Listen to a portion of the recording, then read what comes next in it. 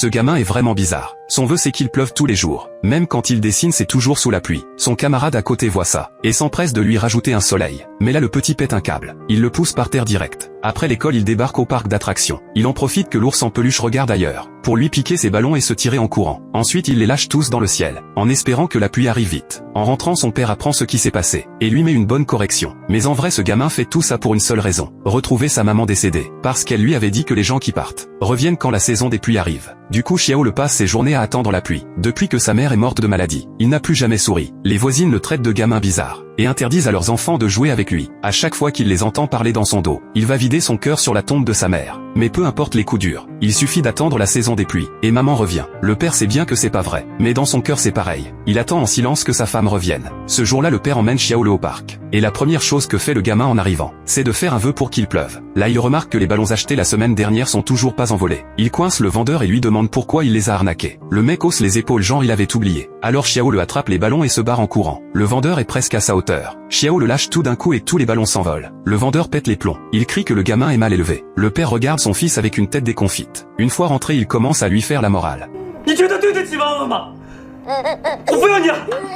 Les mots de son père blessent Xiao le. Il comprend même pas ce qu'il a fait de mal. Lui il voulait juste que la pluie arrive, pour revoir sa maman. Le père réalise qu'il est allé trop loin. Il se précipite dehors. Mais Xiao le a déjà disparu. Panique totale, il cherche partout. Et finit par le retrouver là où sa femme l'emmenait jouer autrefois. Le petit pleure encore tout seul dans son coin. Le père s'excuse du fond du cœur. Les deux font la paix et se préparent à rentrer. C'est là que le ciel vire au noir. Le vent se lève d'un coup, et la pluie commence à tomber. Puis une silhouette familière apparaît devant eux. Les deux sont complètement figés. C'est elle. C'est la maman. Xiao le fonce vers elle sans réfléchir. Le père suit derrière incapable de se retenir.